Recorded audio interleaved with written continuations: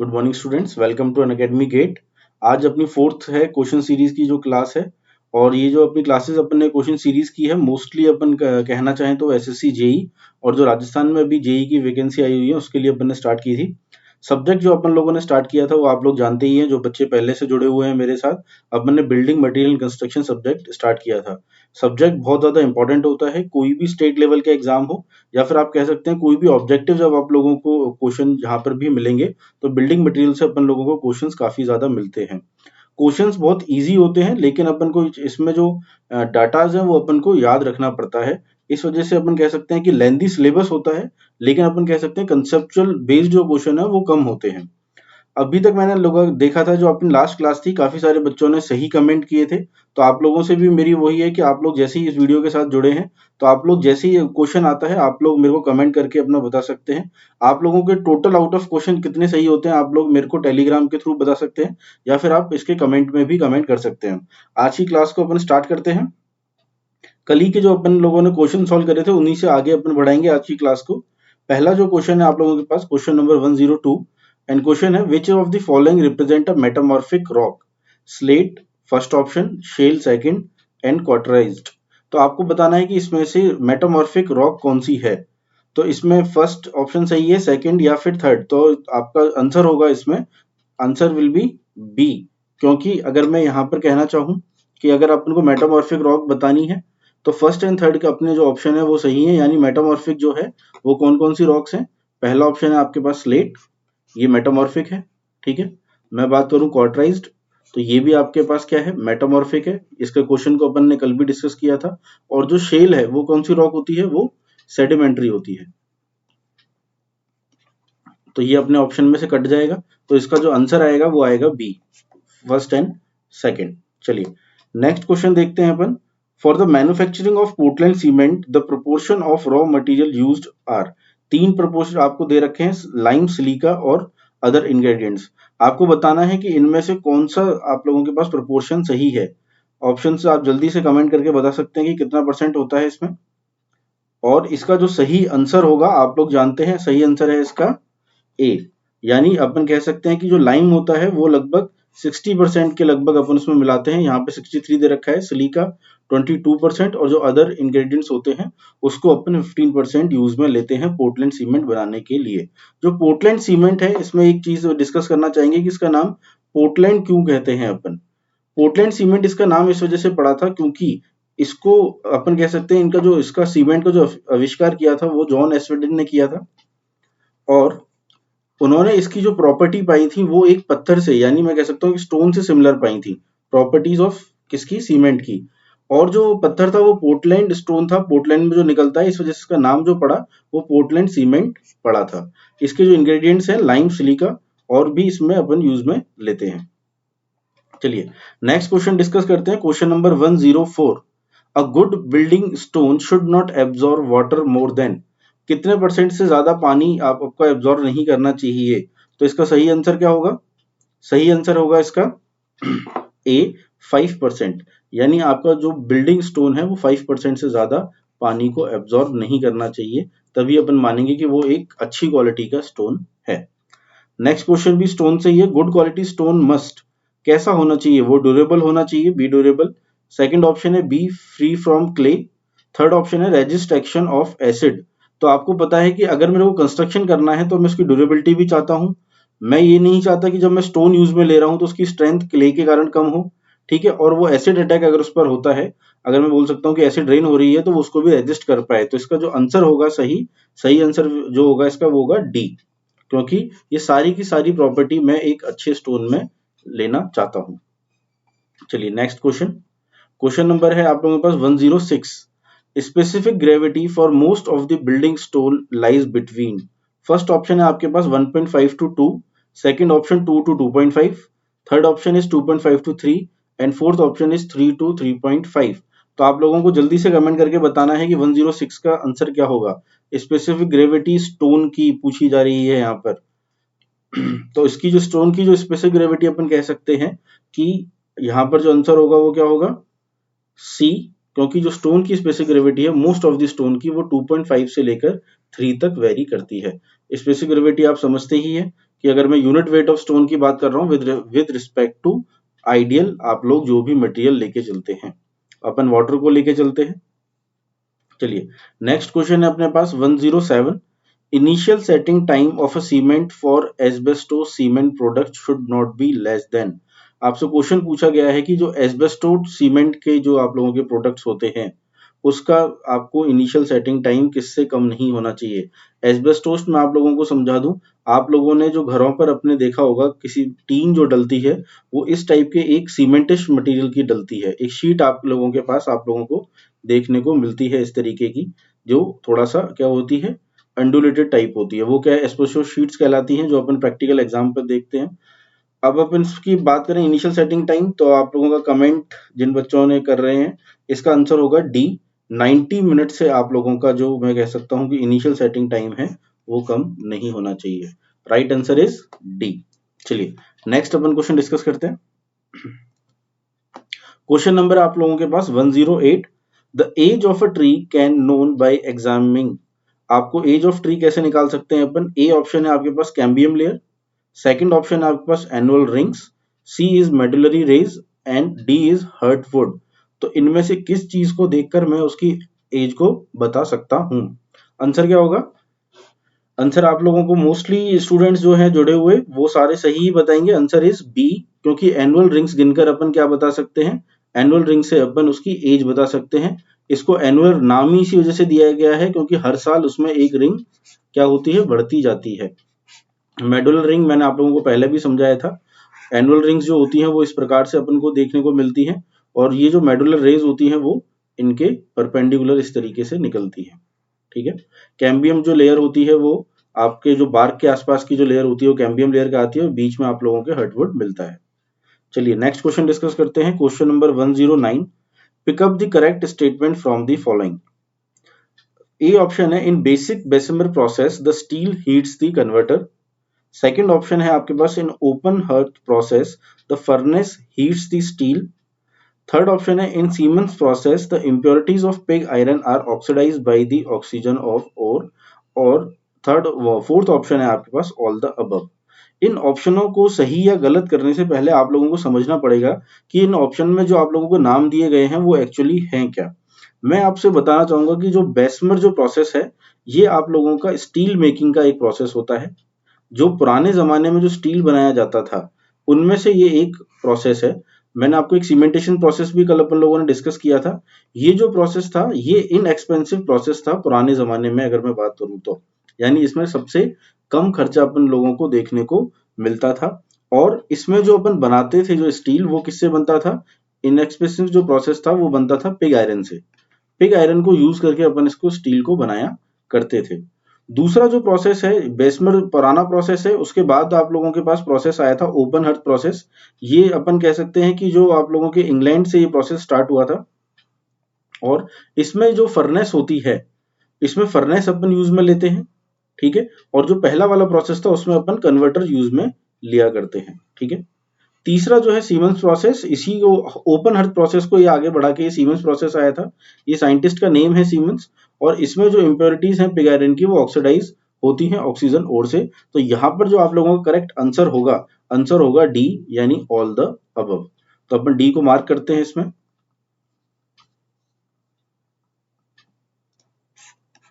D will be the correct answer. चलिए next question discuss करते हैं अपन। क्वेश्चन है अपने पास 110। Percentage of silica in a good brick earth lies between. यानी अगर मैं एक ब्रिक बना रहा हूं तो उसमें सिलिका का परसेंटेज क्या लेके चलेंगे। First option 5 to 10%, second option 20 to 30%, C option 50 to 60% या डी 70 to 80%। सिलिका का परसेंटेज बताना है आप लोगों को यहाँ पर। तो जो इसका सही आंसर होगा आप लोग कमेंट, मोस्टली मैं मानता हूं कि आप लोगों को इसका आंसर तो पता ही होगा, बहुत बेसिक क्वेश्चन है और बहुत से कई बार एग्जामों में पूछा भी गया है जो स्टेट लेवल के जेई के एग्जाम हुए हैं। सही आंसर है इसका सी। अपन जानते हैं कि जो सिलिका अपन यूज में लेते हैं ब्रिक बनाने के लिए वो 50 to 60% अपन यूज में लेते हैं। तो आंसर अपन मार्क करते हैं सी। सेकंड ऑप्शन है आपके क्वेश्चन है 11। रेजिन्स के लिए क्वेश्चन है। First, not soluble in water, second soluble in spirit, used in varnish and D है left behind on evaporation of oil। तो मैं जानता हूं जो रेजिन्स जो होते हैं, रेजिन्स में आप लोगों को बता दूं कि रेजिन है क्या। पहले तो अपन ये डिस्कस करना चाहेंगे कि रेजिन्स जो होते हैं ये नेचुरली अपन को मिलते हैं। ठीक है, जो रेजिन्स जो प्रोडक्ट है वो कहां से निकलता है, वो आप बोल सकते हैं नेचुरली अकरिंग होता है ये। और नेचुरली अकरिंग मिलता जो अपन को है ये कहां से मिलता है, अपन को प्लांट से मिलता है। ठीक है, लेकिन आजकल जो है अपन इसको क्या करने लग गए हैं, रेजिन्स को सिंथेटिकली बनाने लग गए हैं। इसका जो प्रोडक्शन है वो सिंथेटिकली भी अपन करने लग गए हैं। और ये तो आप जानते ही हैं, इसका जो सही आंसर होगा दैट विल बी सी, यानी जो रेजिन्स है अपन उसको किस में यूज करते हैं, वार्निश में इसको अपन यूज में लेते हैं। ठीक है, चलिए नेक्स्ट क्वेश्चन। क्वेश्चन है 112, quick lime is, quick lime के बारे में पूछा गया है, slow in setting, rapid in Slaking या गुड इन स्ट्रेंथ। आप लोगों को इन तीनों पॉइंटों में से करेक्ट बताना है। ए ऑप्शन है ओनली वन, बी ऑप्शन है ओनली सेकंड, सी ऑप्शन है बोथ फर्स्ट एंड सेकंड और डी ऑप्शन है आपके पास सेकंड एंड थर्ड। तो इसमें से जो करेक्ट होगा वो आप लोगों को बताना है कि करेक्ट कौन सा है। आप लोगों को पता है आप लोगों को पता है क्विक लाइम क्या होता है, CaO। ठीक है, जो केमिकल फॉर्मूला है उसका वो है CaO। तो अगर मैं बात करूं कि इसका सही आंसर क्या होगा, इसका सही आंसर होगा सी, क्योंकि स्लो इन सेटिंग होता है क्विक लाइम, ये अपन को पता है। इसकी जो सेटिंग होती है वो स्लो होती है काफी।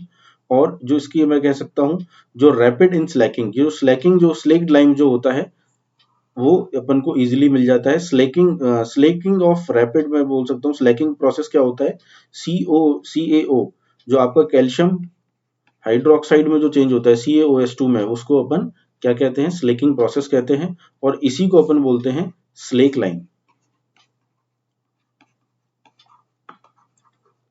ठीक है, इसकी प्रॉपर्टी की बात करें तो वो क्या होता है, स्लो इन सेटिंग, जो क्विक लाइम के लिए अपन ने यहाँ पर मेंशन किया।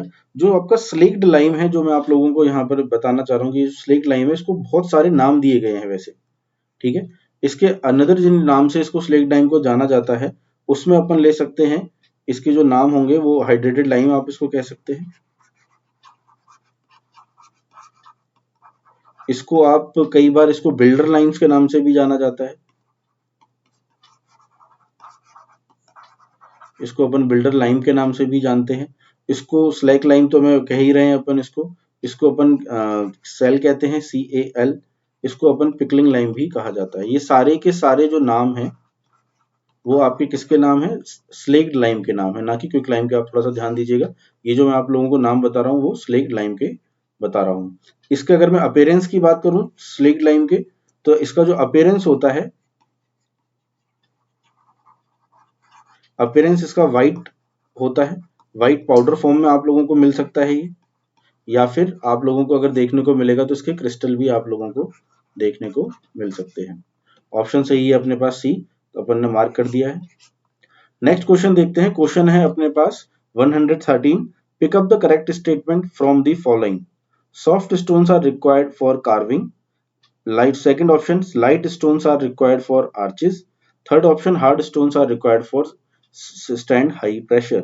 तो इसमें जो तीनों पॉइंट अपन ने पढ़े वो सारे के सारे सही हैं, इस वजह से इसका आंसर जो होगा वो होगा ऑल द अबव। कैसे, अगर अपन इसको डिस्कस करना चाहें, जो सॉफ्ट स्टोन होता है उसी में आप लोग कार्विंग कर सकते हैं। कार्विंग का मतलब है उसके, मैं अगर कोई शेप देना चाहता हूँ उसमें कार्विंग करके मैं, जो अपन मूर्तिकार जो होते हैं, जो अपन मूर्तियां बनाते हैं स्टोन की, उसको अपन कार्विंग कह सकते हैं। तो सॉफ्ट स्टोन में ही वो अपन को देखने को मिलती है।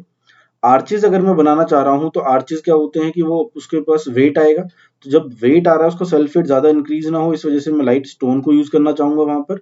और अगर मेरे को हाई प्रेशर है, यानी किसी, मैं बोल सकता हूँ पॉइंट पर मुझे प्रेशर रेजिस्ट करना है, तो वहां पर मुझे हार्ड स्टोन चाहिए होगा। चलें नेक्स्ट क्वेश्चन को डिस्कस करते हैं अपन। क्वेश्चन है 114 कि as per IS specification the maximum final setting time for ordinary Portland cement should be. क्या होगा इसका आंसर, आप लोगों को बताना है। इसका आंसर आप लोगों को पता है, बहुत बेसिक क्वेश्चन है, कह सकते हैं सिविल इंजीनियर्स के लिए, और आप लोगों को ये बिल्कुल याद होना चाहिए। आंसर क्या होगा इसका, 10 आवर्स। और 10 आवर्स कैसे हो रहा है, क्योंकि मिनट्स कितने होते हैं, मिनट्स होते हैं 600 मिनट्स। ठीक है, चलिए नेक्स्ट क्वेश्चन है आपके पास 115 क्वेश्चन। सिंगल के बारे में पूछा, ये डिकम्पोजिट लेटराइट है या क्रस्ट ग्रेनाइट है, वाटर बाउंड पेबल्स होते हैं या एयर वेदर्ड रॉक होता है। ये तो अपन जानते हैं एयर वेदर्ड रॉक नहीं है, ये क्रस्ट ग्रेनाइट भी नहीं है, वाटर बाउंड पेबल्स भी नहीं है, ये डिकम्पोज्ड लेटराइट होता है। Answer will B A. Laterite आप लोग जानते हैं लेटराइट क्या होता है, अपन सॉइल का टाइप है ये, एक तरीके से अपन बोल सकते हैं। और सॉइल कैसी होती है, क्लेई सॉइल होती है वो लेटराइट जो होती है अपन को जो देखने को मिलती है। और सिंगल जो है वो वही है, डिकम्पोज लेटराइट है। चलिए next question, proper amount of entrained air in a concrete results इन।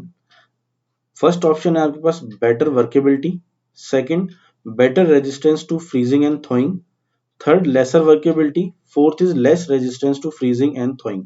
आपको करेक्ट इन चारों में से ऑप्शन बताने हैं कि आपका फर्स्ट और सेकंड सही है या first and fourth, second and third या फिर थर्ड एंड फोर्थ। तो आप जानते हैं जैसे ही कॉन्क्रीट में जब एक proper amount of entrained air है, यानी मैं कहना चाह रहा हूँ कि एंट्रेंट एयर ना ही ज्यादा कम है ना ही ज्यादा है, वो प्रॉपर अमाउंट में है, तो आपको पता है कि क्या होगा उस केस में। मैं कह सकता हूँ कि जो मेरी वर्केबिलिटी होगी, मेरी वर्केबिलिटी क्या होगी, इंक्रीज होगी। तो जो फर्स्ट ऑप्शन है इसका बेटर वर्केबिलिटी का, वो क्या होगा, सही होगा। अगर इसकी बेटर वर्केबिलिटी है तो लेसर वर्केबिलिटी वाला ऑप्शन अपना कट जाता है। दूसरा better resistance to freezing and thawing. Freezing and thawing जो प्रोसेस होता है, आप लोग जानते हैं कि जो पानी होता है अपने कंक्रीट के अंदर, मैं कह सकता हूँ वो क्या होगा जब फ्रीज हो जाता है और जब टेम्परेचर इंक्रीज होने पर वो रिलीज होता है, तो उसमें क्या होता है कॉन्ट्रेक्शन और एक्सपेंशन होता है। उससे कारण क्या होता है, मेरे कंक्रीट में क्रैक्स आते हैं और वो फेल होता है, तो उस एक्शन को बोलते हैं अपन freezing and thawing, temperature change होने पर। तो वो जब भी होगा जब उसमें क्या होगा, ज्यादा मेरे पास पोर्स होंगे वाटर वाले। लेकिन यहाँ पर अगर उसके पास प्रॉपर एंट्रेंट एयर है तो वो क्या करेगा, रेजिस्टेंस देगा फ्रीजिंग एंड थॉइंग को। तो जो सेकंड ऑप्शन है वो मेरा क्या हो जाता है, यहाँ पर सही हो जाता है। अगर मेरा सेकंड ऑप्शन सही हो जाता है तो मेरा फोर्थ गलत हो जाएगा। तो इसका आंसर जो होगा वो आप लोगों को मिलेगा ए 116 का, यानी फर्स्ट और जो सेकंड ऑप्शन है वो क्या है, सही है।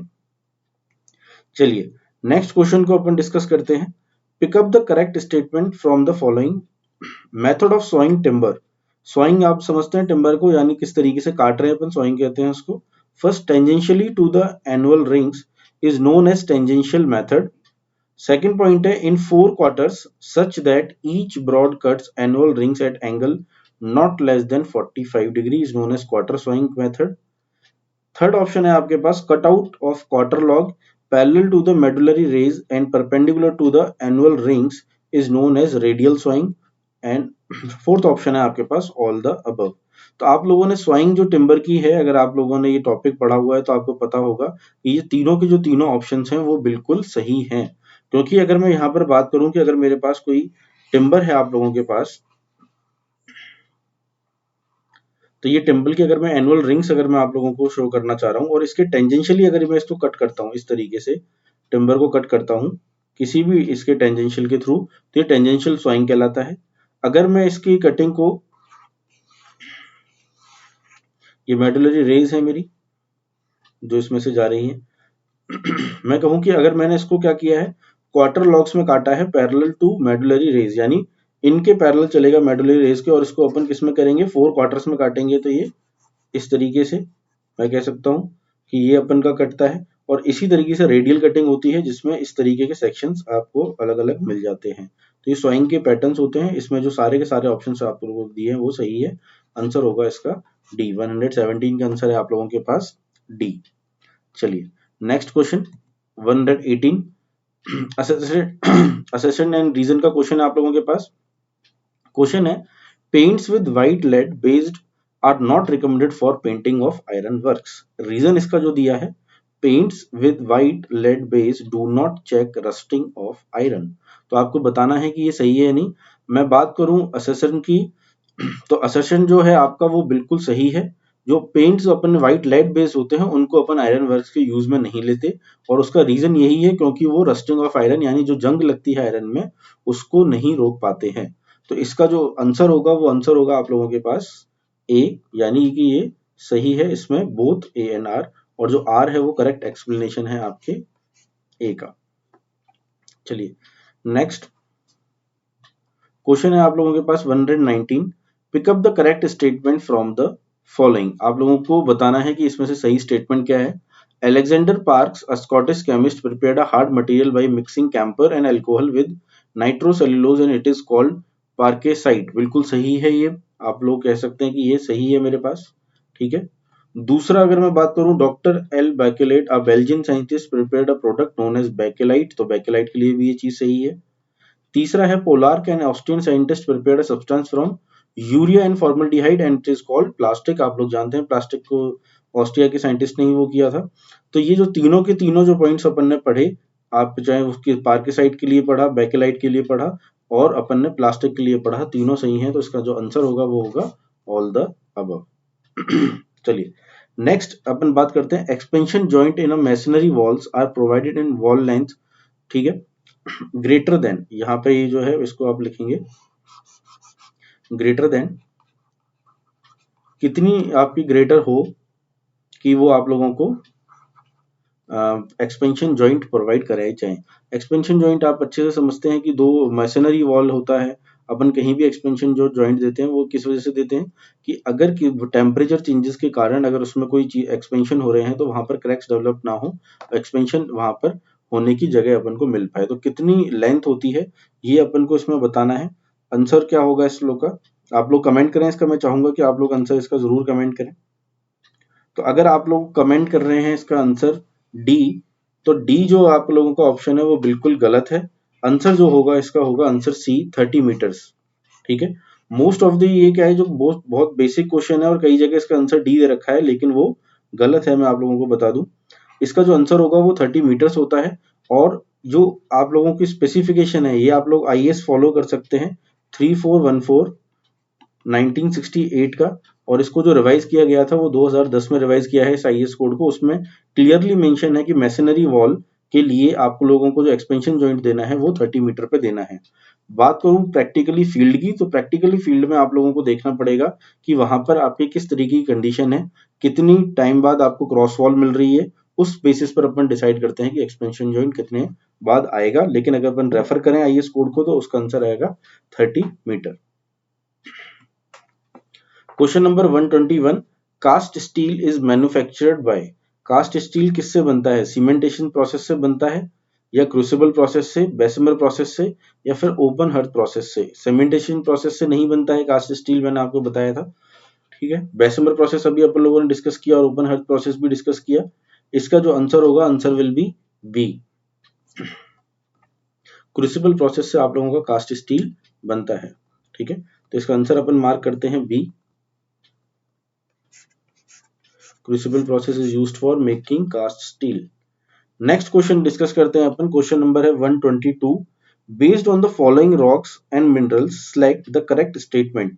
आपके पास quartz, shale, basalt, granite, marble, gypsum and mica. तो इसमें फर्स्ट है अपने पास, basalt and marble are the only metamorphic rock, ऐसा नहीं है। There is no sedimentary rock, ऐसा भी नहीं है क्योंकि अपन यहाँ पर देख रहे हैं कि अपने पास शेल है वो सेडिमेंट्री है। Granite is the only igneous rock, तो ऐसा भी नहीं है। Quartz and mica are minerals, हाँ तो क्वार्ट्स एंड माइका दोनों ही क्या होते हैं, मिनरल्स होते हैं। क्वार्ट्स अपन को किसी भी टाइप की रॉक में देखने को भी मिलता है, ठीक है। तो अपन कह सकते हैं कि जो अपना आंसर होगा वो होगा D. Next question, question number है 123। आप लोग मेरे को कमेंट करके बताएं कि आप लोगों को कि जो आंसर जा रहे हैं वो सही जा रहे हैं या फिर आप लोग अभी तक गलत मार्क कर रहे हैं। और अपना स्कोर जरूर आप लोग मेरे को जरूर बताइएगा लास्ट में कि क्या स्कोर रहा है आप लोगों का। 50 क्वेश्चन के अराउंड आपके हर मैं आपको क्लासेस में क्वेश्चन अपन सॉल्व करते हैं। 50 में से आप लोगों के कितने मार्क्स आ रहे हैं। कुछ बच्चों ने टेलीग्राम पे मेरे को करा भी था और कई बच्चों की तैयारी अच्छी भी थी तो उन्होंने अच्छा स्कोर भी किया था जो लास्ट क्लास थी। तो आज की क्लास में भी मैं ये चाह रहा हूँ कि आप लोगों के अच्छा स्कोर रहे। चलिए नेक्स्ट क्वेश्चन डिस्कस करते हैं, question number 123, the foliated structure is very common in, first है sedimentary rocks, second igneous rock and third is metamorphic rocks and या फिर नन ऑफ दीज। जो आपके फाइलेटेड जो स्ट्रक्चर हैं वो मैं कह सकता हूं वो आप लोगों को मेटामॉर्फिक रॉक्स में मिलते हैं, आंसर होगा इसका सी। और उसका रीजन है क्योंकि जो मेटामॉर्फिज्म से जो रॉक बन रही है वो अंडर हाई प्रेशर और हीट के कारण बनती है। तो आपको जो स्ट्रक्चर देखने को मिलता है वो फाइलेटेड वहां पर देखने को आप लोगों को मिलता है। तो आंसर इसका अपन मार्क करेंगे सी। ठीक है। चलिए नेक्स्ट क्वेश्चन है आप लोगों के पास, cross cut saw is used for, ठीक है, cutting of soft stone, cutting of hard stone, cutting large blocks of stone, या फिर ड्रेसिंग ऑफ स्टोन। आपको इसमें से सही आंसर बताना है कि ये किसके लिए यूज में होता है क्रॉस कट सॉ। तो सॉफ्ट स्टोन के लिए यूज में नहीं होता है, लार्ज ब्लॉक्स के लिए भी इसको यूज में नहीं ले सकते हैं, ड्रेसिंग के काम आता नहीं है, तो इसका जो आंसर होगा that is cutting of hard stone. आप लोगों को याद रहना चाहिए कि जो क्रॉस कट सॉ है वो अपन हार्ड स्टोन को कटिंग के काम में लेते हैं, ठीक है। चलिए नेक्स्ट क्वेश्चन आप लोगों के पास है, pick up the correct statement from the following. Statements है आपके पास, फर्स्ट स्टेटमेंट है, catalyst are added to assist and accelerate the hardening of resin, सही बात है। The fillers are inert material and they impart strength and hardness, सही है। Fibrous fillers increase the thermal resistance. तो इसमें जो अपन ने तीनों जो पढ़े हैं ऑप्शंस वो क्या हैं, सारे के सारे सही हैं। तो इसका जो आंसर होगा, आंसर आपके लोग पास आएगा आंसर नंबर डी, ठीक है। तो अपन मार्क करेंगे इसको डी कि सारे जो अपने स्टेटमेंट पढ़े वो सही थे। क्वेश्चन नंबर है आप लोगों के पास, question number 126, a first class brick when immersed in cold water for 24 hours should not absorb more than, यानी फर्स्ट क्लास यहाँ पर ब्रिक की बात कर रहा हूँ, उसका वाटर एब्जॉर्प्शन कितना होता है। आंसर आप लोगों को पता है, बहुत बेसिक क्वेश्चन है, सबसे ज्यादा बार पूछा गया ब्रिक टॉपिक से क्वेश्चन है। आंसर क्या होगा इसका, आंसर मैं कह सकता हूँ इसका आंसर होगा बी, 20%। ये अपना किसके लिए होता है, फर्स्ट क्लास ब्रिक के लिए होता है, ठीक है। जो 22 होता है वो सेकंड क्लास के लिए होता है, और 25 जो होता है वो थर्ड के लिए होता है। चलिए नेक्स्ट आगे बढ़ते हैं। आंसर है जो उसका बी, इसको अच्छे से मार्क कर देते हैं क्योंकि आप लोगों को जो पीडीएफ मिलेगी फिर उसमें आंसर अच्छे से मार्क आपको दिखना चाहिए। चलिए क्वेश्चन है आप लोगों के पास 127, the minimum compressive strength of second class brick should be, second class brick की मिनिमम कंप्रेसिव स्ट्रेंथ केजी पर सेंटीमीटर क्यूब में कितनी होगी। तो आप लोगों ने ये याद करा होगा कि इसको अपन किस तरीके से निकालते हैं, 10 और इस तरीके से पढ़ते हैं। तो यहाँ पे जब वो केजी पर सेंटीमीटर क्यूब में चेंज हो जाएगा तो इसका आंसर क्या हो जाएगा, 75। तो आप लोगों को जो 127 का आंसर है वो कौन सा होगा, 75। तो अपन मार्क करते हैं ए को, ठीक है। इसका 7.5 अगर यूनिट चेंज कर देंगे तो वो यही क्वांटिटी 7.5 में चेंज हो जाती है। Question 128, which of the following bricks are used for lining of furnaces, किस ब्रिक को अपन यूज लेते हैं लाइनिंग ऑफ फर्नेसेस, जो फर्नेस होती है उसके चारों ओर की बाउंड्री बनाने में। लाइनिंग का मतलब ये है कि जो फर्नेस की चारों ओर की बाउंड्री है वो किस चीज से बनती है, over burnt brick, under burnt brick, refractory bricks, या फर्स्ट क्लास ब्रिक। तो यहाँ पर जो इसका आंसर होगा, ओवन बर्न्ड ब्रिक्स जो होती है वो अपने किसी भी काम में नहीं आती है, इनको कई बार झामा ब्रिक्स भी कहा जाता है। जो झामा ब्रिक्स है वो ही ओवरबर्न ब्रिक्स कहलाती है, ये अपना आंसर नहीं है। अंडरबर्न ब्रिक्स तो यूज में ले ही नहीं सकते अपन, फर्स्ट क्लास ब्रिक को भी अपन इस काम में नहीं लेते, अपन रिफ्रैक्टरी ब्रिक्स को काम में लेते हैं लाइनिंग ऑफ फर्नेसेस के लिए। रिफ्रैक्टरी ब्रिक्स का ही एक और नाम अपन कह सकते हैं फायर ब्रिक्स। तो इस नाम से अपन को क्लियर हो जाता है कि जहां पर फायर का काम हो वहां पर अपन ब्रिक्स को यूज में लेते हैं, इसी वजह से इनका नाम भी फायर ब्रिक्स भी कहा जाता है, रिफ्रैक्टरी ब्रिक्स को।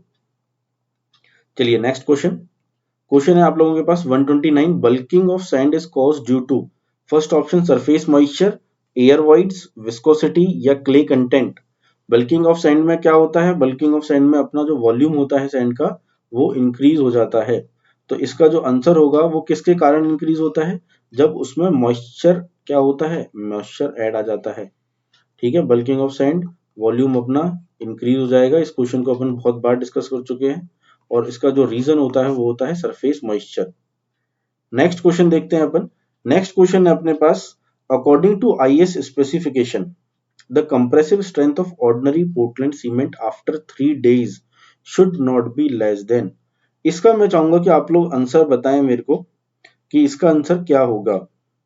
आईएस के अकॉर्डिंग आप लोगों को बताना है कि कंप्रेसिव स्ट्रेंथ ओपीसी की तीसरे दिन पर कितनी होती है। तो आप लोग जो कमेंट जिन बच्चों ने किया है डी, तो डी गलत आंसर है इसका, ठीक है। इसका आंसर जो होगा वो कितना होगा, सी यानी 16 MPa। आप लोगों को मैं बता दूं आईएस स्पेसिफिकेशन के अकॉर्डिंग अगर आईएस स्पेसिफिकेशन की बात करते हैं और मैं लेके चलता हूं सीमेंट मेरा ओपीसी, तो मेरे ओपीसी के 3 ग्रेड आप लोगों को देखने को मिलते हैं। एक होता है आपके पास 33 ग्रेड, ठीक है, दूसरा जो होता है आपके पास 43 ग्रेड, और तीसरा सीमेंट आप लोगों को मिलता है 53 ग्रेड। ग्रेड यहाँ पर क्या शो करता है? ग्रेड यहाँ पर शो करता है आप लोगों की कंप्रेसिव स्ट्रेंथ। अगर मैं डेज की बात करता हूँ आप लोगों से, तो डेज अगर मैं बात करूँ 3 दिन बाद, 7 दिन बाद, और एक मैं आपसे बात करना चाह रहा हूँ 28 दिन पर, ठीक है। तो अगर मैं बात करता हूँ 3 दिन पे, अगर मैं 33 ग्रेड की अगर मैं बात करता हूँ, तो जो आप लोगों को कंप्रेसिव स्ट्रेंथ 3 दिन बाद यहाँ पर मिलती है, वो मिलती है मेरे को 160, और इसकी जो यूनिट होगी वो होगी केजी पर centimetre cube square, sorry KG पर सेंटीमीटर स्क्वायर होती है इसकी। तो सारी यूनिट में केजी पर सेंटीमीटर स्क्वायर में बता रहा हूँ, इस वजह से इसका आंसर क्या आ गया यहाँ पर 16 एमपी आ गया है। यूनिट चेंज करने के बाद यहाँ पर मेगा पिक्सल में आपने चेंज कर दिया। तो यहाँ पर जब आपको ओपीसी का ग्रेड नहीं बता रखा है, तो आपने क्या किया, आपने अपने आप ही कंसिडर किया कि ये जो मेरा सीमेंट है वो कितना होगा, वो 33 ग्रेड आप लोगों ने एज्यूम कर लिया। मान लीजिए कि आपको वहां पर ग्रेड दिया हुआ होता 43, अगर आप लोगों को वहां पर ग्रेड दे देता वो, तो आप लोगों को 160 की जगह जो 3 दिन पे स्ट्रेंथ है वो होती है मेरी 230, और 53 के लिए वो हो जाती है मेरे पास 270। 7 डेज पे अगर मैं बात करूं आपसे 33 के लिए, तो ये हो जाता है मेरे पास 220, ठीक है। 43 के लिए अगर मैं बात करूं तो ये हो जाता है मेरे पास 330, और 53 के लिए मेरे पास क्वांटिटी हो जाती है 370। 28 दिन पे आप लोग जानते हैं जो ग्रेड अपन जिसको डेजिग्नेट करते हैं वही की वही वैल्यूज रहती है। यहाँ पर वैल्यू कितनी आएगी, 330 आएगी, यहाँ पर 430 आएगी, और यहाँ पर कितनी आएगी, 530 आएगी। और ये सारी की सारी जो है आपके पास जो यूनिट में आप लोगों को यहाँ पर मेंशन कर रहा हूँ, वो सारी किसमें है, केजी पर सेंटीमीटर स्क्वायर में है। तो आप लोग अगर ये टेबल आप लोगों को याद है, तो इस तरीके का जो भी क्वेश्चन आप लोगों को ओपीसी से रिलेटेड आएगा कंप्रेसिव स्ट्रेंथ से, वो चाहे 3 दिन बाद पूछे, 7 दिन बाद पूछे, चाहे आपसे वो स्ट्रेंथ आप लोगों की 28 दिन बाद पूछे, आप लोगों का वो क्वेश्चन गलत नहीं होगा, ठीक है। चलिए आगे बढ़ते हैं अपन। क्वेश्चन है आपके पास 131, pick up the correct statement from the following. First option है आपके पास plastic have generally low melting point, तो सही बात है। The coefficient of thermal expansion of plastic is about 3 times of then that of steel, ये भी अगर आप लोगों ने पढ़ा हुआ है तो ये पॉइंट भी सही है। The acoustical boards prepared by impregnate fibre glass with phenol resins has absorption coefficient of about 0.67। तो ये कुछ ऐसी चीजें हैं जो आप लोगों को डायरेक्टली याद रखनी है कि हाँ भाई ये चीज होती है, क्योंकि ये चीज आप लोगों को कोई कंसेप्ट नहीं बता रही है, सिर्फ आपके क्या है एक लर्निंग एक्सपीरियंस है आप लोगों का यहाँ से ये चीज सही है या नहीं। तो यहाँ पर आप लोगों को जो ऑप्शन मिले हैं तीनों, जो तीनों की अगर मैं ऑप्शन की बात करूं तो यहाँ पे तीनों ऑप्शन सही है। तो अपने पास जो आंसर होगा इसका क्या होगा, वो डी होगा, यानी आपके सारे के सारे जो ऑप्शन है वो सारे के सारे सही हैं। तो अपन डी को मार्क करते हैं सही को, कि आंसर अपने पास जो है वो है डी।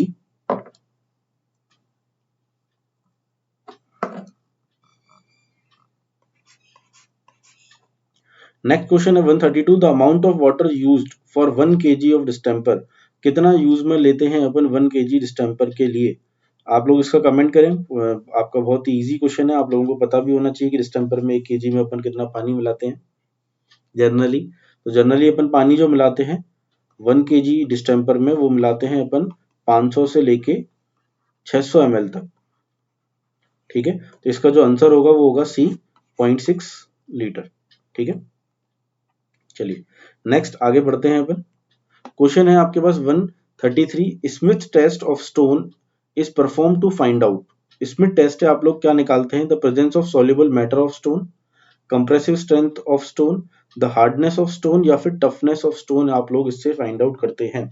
तो इसका जो आंसर होगा वो क्या होगा, अपन क्या निकालते हैं, presence of soluble matter in stone निकालते हैं। तो आंसर आप लोगों के पास आएगा ए, ठीक है। क्योंकि आप अच्छे से जानते हैं कि जो कंप्रेसिव स्ट्रेंथ ऑफ स्टोन निकलेगी, अपन कह सकते हैं वो अपन वो 40/40 का अपन एक क्यूब बना लेते हैं और उसको सीटीएम से अपन निकालते हैं, ठीक है। हार्डनेस जो होता है मैं हार्डनेस कह सकता हूँ, हार्डनेस जो आप लोग इसमें निकालेंगे वो किससे निकालते हैं, मोह स्केल पर स्क्रैचिंग करके, जो मोह स्केल पर वैल्यूज रहती है आप लोग इससे फाइंड आउट करते हैं उसको स्क्रैच करके। टफनेस जो होती है वो अपने इम्पैक्ट टेस्टिंग जो मशीन होती है उससे आप निकालते हैं। एक इसका एट्रिशन टेस्ट भी होता है। एट्रिशन जो टेस्ट होता है वो किस लिए करते हैं अपन, वो उन स्टोन्स के लिए करते हैं जो अपने for stones used in pavement, ठीक है, क्योंकि उसमें व्हीकल लोड आता है, तो व्हीकल लोड से क्या होता है वहां पे काफी ज्यादा एब्रेजन होता है, तो इसके लिए एट्रिशन टेस्ट में अपन एब्रेजन चेक करते हैं for stone used in pavements की मैं यहाँ पर बात कर रहा हूँ, ठीक है। चलिए नेक्स्ट अगर मैं बात करूं, क्वेश्चन है आपके पास 134, the most important tool in a brick line for lifting and spreading the mortar and for forming joints is, तो वो क्या है? पहला ऑप्शन है आपका trowel, second square, third is bolster and third is scutch. तो आप जानते हैं कि वो आंसर क्या होगा, ट्रोवल। आप लोगों ने प्रैक्टिकली भी बहुत देखा होगा। बाकी सारे ये जो ऑप्शन है ये हैमर टाइप के ऑप्शन है जो अपन काम में लेते हैं और किसी अदर वर्क्स के लिए। चलिए नेक्स्ट क्वेश्चन है आपके पास, question number 135, the weight of 1 metre cube of brick earth is about. आपको ब्रिक अर्थ का यानी जो ब्रिक है उसका आपको क्या बताना है, यूनिट वेट बताना है, ठीक है। मैं कह सकता हूँ 1 मीटर क्यूब का, तो आप लोगों को पता है वो कितना होगा। आंसर क्या आएगा इसका, आप लोग जल्दी से कमेंट करें कि क्या इसका आंसर होगा। सही आंसर आना चाहिए आप लोगों का। आंसर होगा इसका सी, ठीक है। अब सी आंसर क्यों है इसका, क्योंकि जो अप्रोक्सीमेटली अगर आप लोगों को अगर इस यहां से आप लोगों को सही आंसर चुनना था, ठीक है। 20 जो होता है वेट, में कह सकता हूँ 200 केजी जो वेट होता है वो स्टोन का चला जाता है। अपन कई स्टोन्स का वेट जो लेके चलते हैं वो 2000 तक ले चलते हैं। एक्चुअल में जो 1 मीटर क्यूब का जो वेट होता है ब्रिक का, वो आप लोग देखेंगे वो होता है 1922 केजी पर मीटर क्यूब, आप लोगों को वो वेट देखने को मिलता है। तो 1922 से जहां पर जो मेरे रिलेटेड जो आ रहा है वो मैंने 1800 इस वजह से मार्क किया क्योंकि ये जो है इससे नियरर है, और जो 2000 है वो स्टोन के लिए काम में ले रहा हूँ, इस वजह से मैंने यहाँ पर जो मार्क किया है वो 1800 किया है, ठीक है। चलिए नेक्स्ट अगर मैं बात करूं, विच of the following is a mineral, आपको इसमें से मिनरल ढूंढ के बताना है। तो आप लोगों ने ये क्वेश्चन जो है अपन ने बहुत बार डिस्कस किया है, और जो इसका आंसर है वो भी उसके लिए भी अपन ने काफी ज्यादा डिस्कशन चला है अपने पास। तो इसका जो आंसर होगा वो होगा क्वार्ट्स। क्वार्ट्स अपन कई बार डिस्कस कर चुके हैं कि वो क्या है, एक मिनरल है, जैसे माइका भी एक मिनरल होता है। नेक्स्ट क्वेश्चन आपके पास 137, age of a tree may be ascertained by, यानी एज कैसे निकालते हैं अपन ट्री की, उसका रेडियस जान के स्टेम का, सेकंड ऑप्शन सर्कमफ्रेंस जान के स्टेम का, या फिर नंबर ऑफ ब्रांचेस उसमें कितनी है वो जान के, या फिर नंबर ऑफ एनुअल रिंग्स। तो बहुत बेसिक क्वेश्चन है और इजी क्वेश्चन है, इसको बिना डिस्कशन के अपन टिक करते हैं। इसका आंसर होगा डी, क्योंकि एनुअल रिंग्स अपन गिनते हैं और उसकी एज अपन को फाइंड आउट होती है, ठीक है। चलिए नेक्स्ट क्वेश्चन डिस्कस करते हैं अपन। क्वेश्चन नंबर है अपने पास 138, crushing strength of a good building stone should be more than, किससे ज्यादा आपकी क्रशिंग स्ट्रेंथ होनी चाहिए। ये क्वेश्चन अपन लोगों ने पहले भी डिस्कस किया है, और इसका जो आंसर आएगा आप लोगों के पास आएगा क्या, बी, 100 MPa से ज्यादा आपकी होनी चाहिए क्रशिंग स्ट्रेंथ, ठीक है। चलिए नेक्स्ट अपन देखते हैं क्वेश्चन क्या है अपन लोगों। नेक्स्ट है आप लोगों के पास, bitumen is generally obtained from, bitumen आपको कहां से मिलता है। तो बिटुमिन आप लोग जानते हैं कि ना ही वो ऑर्गेनिक मटेरियल से मिलता है, ना ही सिंथेटिक मटेरियल है। अपन का जो बिटुमिन है वो क्या है, वो एक पेट्रोलियम प्रोडक्ट है। तो इसका जो आंसर होगा वो होगा सी।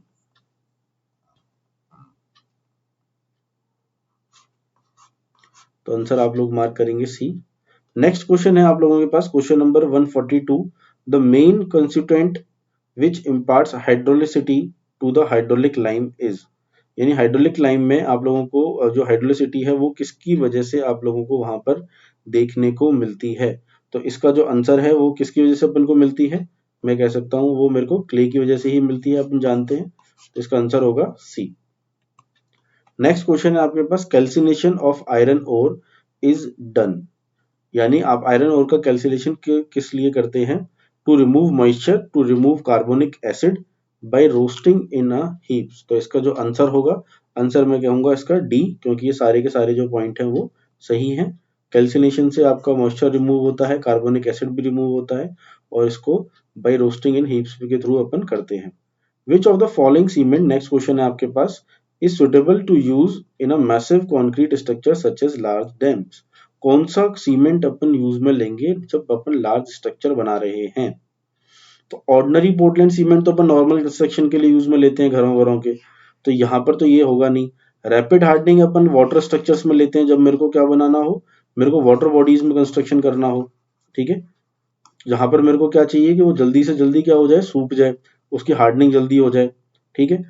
अब सल्फेट रेजिस्टिंग जो है वो क्या होगा मेरा, मैं कह सकता हूँ जब मेरे को एक्सेसिव जो मॉइस्ट, जो आपको बोल सकते हैं एक्सपोजर, जब कंडीशन आपकी एक्सपोजर कंडीशन क्या हो, बहुत ज्यादा हाई हो, ठीक है। जो मतलब मीडियम नहीं है कंडीशन, एक्सपोजर कंडीशन बहुत ज्यादा आपकी, मैं बोल सकता हूँ कि हाई है, वहां पर सल्फेट अटैक वगैरह की दिक्कत है, तो वहां पर आप लोग सल्फेट रेजिस्टिंग सीमेंट करते हैं। तो इसका आंसर आएगा लो हीट सीमेंट, ठीक है। समझते हैं कि अगर यदि मेरे को कोई एक डैम बनाना है, मैं यहाँ पर आपसे कहना चाहूँ कि एक मुझे बहुत बड़ा डैम तैयार करना है, तो यहाँ पर जो कंक्रीट है, कंक्रीट जो मैंने यूज किया है वो कितना मास स्ट्रक्चर में, यानी उसको मैं कह सकता हूँ हाई क्वांटिटी में यूज किया है, ठीक है। अब ये जो हाई क्वांटिटी में जो मैंने कंक्रीट यूज किया है, ये क्या होगा कि ये जो कंक्रीट यहाँ पर इस पॉइंट पे यूज किया मैंने, इसको जो अगर हीट, जब हीट ऑफ हाइड्रेशन यहाँ से निकलेगी, तो उसको निकलने के लिए बहुत ज्यादा ट्रेवल करना पड़ेगा इस पॉइंट तक। अगर मैं ऊपर की भी बात करूँ तो इसको ऊपर भी बहुत ट्रैवल करना पड़ेगा। अगर हीट ऑफ हाइड्रेशन अगर रिलीज नहीं हो पाएगी तो इसमें क्या आ जाएंगे, क्रैक्स आ जाएंगे पूरे के पूरे स्ट्रक्चर में। इस वजह से वो हीट ऑफ हाइड्रेशन के कारण ज्यादा क्रैक ना आए, इस वजह से इसको डैम में मैंने क्या यूज करता हूँ, मासिव स्ट्रक्चर में लो हीट सीमेंट यूज में करता हूँ, ताकि मेरे को हीट ऑफ हाइड्रेशन ज्यादा लिबरेट ना हो, ठीक है। क्लियर है आपको कि इसका आंसर बी क्यों अपन ने टिक किया है। चलिए आगे बढ़ते हैं अपन। नेक्स्ट क्वेश्चन है आप लोगों के पास, the commonly used thinner in oil paints. सबसे जो कॉमनली यूज्ड अपन थिनर्स करते हैं उसमें से कौन कौन से हैं। फर्स्ट ऑप्शन है आपके पास नेप्टा, और सेकंड ऑप्शन है आपके पास टारपीन, थर्ड ऑप्शन है आपके पास दोनों, या फिर फोर्थ ऑप्शन है नन ऑफ दीज। तो अपन जानते हैं कि दोनों के दोनों जो मटेरियल है वो अपन कॉमनली यूज करते हैं एज अ थिनर। तो इसका आंसर होगा सी, बोथ ए एंड बी, ठीक है। चलिए नेक्स्ट अगर अपन बात करते हैं, क्वेश्चन है अपने पास 146। 146 जो है उसमें पूछा गया है आप लोगों से, minimum thickness of wall where single Flemish bond can be used is. आपको मिनिमम थिकनेस बतानी है अपनी दीवार की जहां पर आप सिंगल फ्लेमिश बॉन्ड बता सकते हैं। तो इसका आंसर क्या होगा, इसका आंसर होगा अपने पास सी, 1.5 ब्रिक्स। आप लोगों को पता है इसका आंसर होगा। नेक्स्ट क्वेश्चन है अपने पास question 147, the pigment used in paint for corrosive resistance. ऐसा कौन सा पिगमेंट है जिसके लिए अपन क्या करते हैं, जंग से बचाने के लिए यूज में लेते हैं। White lead, ferrous oxide, zinc white, या रेड लेड। तो यहाँ पर जो आंसर होगा, आप लोगों का आंसर है यहाँ पर डी, यानी रेड लेड जो है अपन जानते हैं कि वो अपन किस काम में ले रहे हैं, कोरोजन से बचाने के लिए अपन काम में ले रहे हैं। नेक्स्ट क्वेश्चन है आपके पास question number 148, slate is form by metamorphic action on. यानी जो स्लेट जो है आपका वो किस तरीके से आप फॉर्म हो रहा है। मेटामॉर्फिक एक्शन क्या वो ग्रेनाइट पे होता है, सैंडस्टोन पे होता है, लाइमस्टोन पे होता है, या शेल पे होता है। तो आप लोगों का जो आंसर आएगा वो क्या है, यहाँ पर 148 का आंसर आप लोग कमेंट करेंगे स्लेट किससे फॉर्म हो रहा है जल्दी से। इसका जो आंसर होगा वो होगा ए, क्योंकि अपन जानते हैं जो स्लेट जो फॉर्म होता है वो मेटामॉर्फिक एक्शन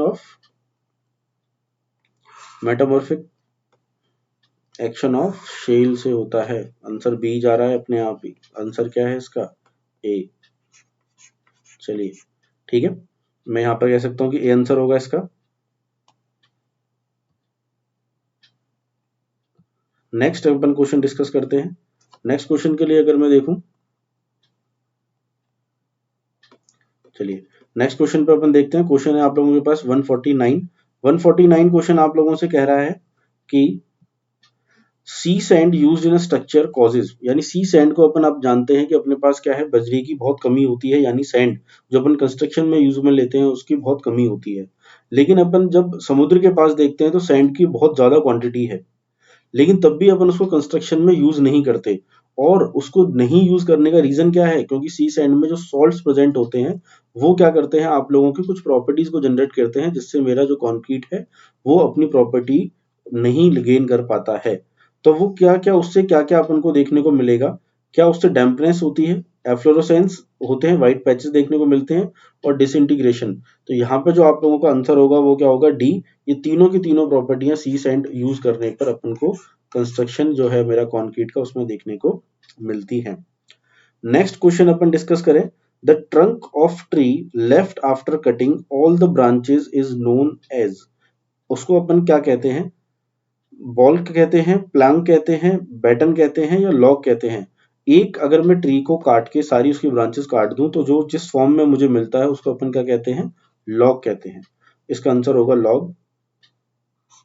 ठीक है, उस लॉग को काटने के बाद आपको प्लांक मिलता है जो, और बैटन्स आप लोगों ने डोर्स वगैरह में यूज करते हैं देखे हुए हैं, वो बैटन्स अपन को इस तरीके से मिलते हैं। आपके पास नेक्स्ट क्वेश्चन है, क्वेश्चन नंबर है 151, the weight of good quality brick when immersed in water for a period of 16 hours should not exceed weight of dry brick. अगर मैं 16 घंटे के लिए अगर मैं उसको रख रहा हूँ पानी में तो किससे ज्यादा आप लोगों का वेट नहीं होना चाहिए। क्वेश्चन अपन लोगों ने पहले भी डिस्कस किया हुआ है। आंसर आएगा इसका गुड क्वालिटी ब्रिक यानी फर्स्ट क्लास ब्रिक को मैं कंसीडर कर सकता हूँ। आंसर होगा इसका ए यानी 20%। तो अपन 20% को टिक करते हैं। आंसर हो गया इसका 20%। तो आप लोग मेरे को जरूर कमेंट करें कि आप लोगों ने आज की जो क्लास थी उसमें से अभी तक आप लोगों ने कितने सही क्वेश्चन गलत किए, प्लस सही क्वेश्चन कितने किए हैं, गलत क्वेश्चन कितने किए हैं, और आप लोगों का स्कोर क्या रहा है। आप लोग जो आप लोगों का स्कोर है आप लोग मेरे को टेलीग्राम के थ्रू भी बता सकते हैं कि आज का सर मेरा स्कोर ये रहा। अगर आपको किसी क्वेश्चन में कोई डाउट होता है तो अभी आप मेरे को टेलीग्राम पे टेक्स्ट करके बता सकते हैं, कमेंट करके आप मेरे से पूछ सकते हैं, मैं आप लोगों का आंसर जरूर दूंगा। और जो बच्चे आज पहली बार मेरे से जुड़े हैं या पहली बार इस वीडियो को देख रहे हैं वो लोग भी कमेंट करें, और मेरे साथ आप लोग टेलीग्राम पे जुड़ सकते हो। मेरा जो ग्रुप है वो है सिविल बाई नितेश। आप लोगों को इस ग्रुप पे जितनी भी इंफॉर्मेशन होती है रिलेटेड टू इंजीनियरिंग वो आप लोगों को टाइम टू टाइम मिलती रहेगी। जो बच्चे जुड़े हुए हैं उनको पता भी है कि यहाँ पर आपको रेगुलर अपडेट्स मिलती रहती है। और थैंक यू।